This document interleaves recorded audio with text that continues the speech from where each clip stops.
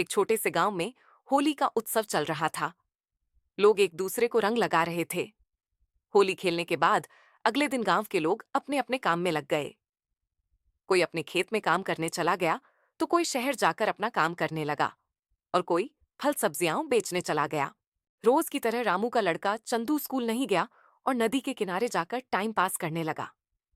गांव की एक लड़की ने चंदू की मां को जाकर बताया कि चंदू स्कूल नहीं गया और जाकर पेड़ के पास सो रहा है।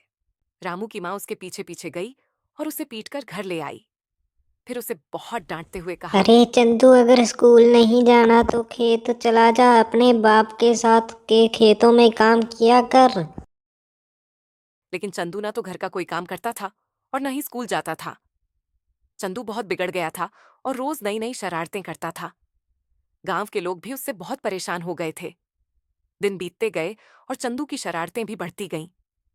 अब तो चंदू खुलेआम पैसे उड़ाने लगा था। रामू भी उसे समझाना छोड़ चुका था। वह सोचता था कि अब इसे समझाने का कोई फायदा नहीं। फिर एक दिन रामू की बड़ी बहन, जो शहर से पढ़ाई करके आई थी, गांव आई।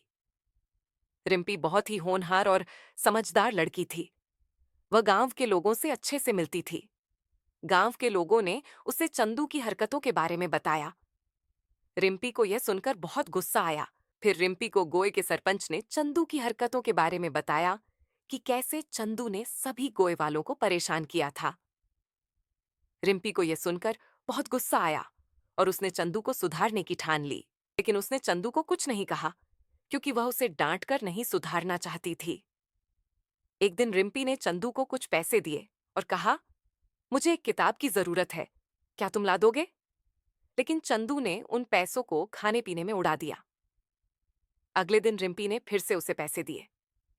चंदू ने सोचा कि अगर वह मुझे ऐसे ही पैसे दे रही है तो जरूर किताब में कुछ खास बात होगी। इसीलिए अगले दिन चंदू ने किताब खरीदी और उसका एक पन्ना पढ़ा। लेकिन चंदू पढ़ने में बहुत कमजोर था, इसीलिए उसने किताब पढ़ना छोड़ दिया। फिर भी उसके दिमाग में यह बात जरूर थी कि किताब में कुछ तो खास है।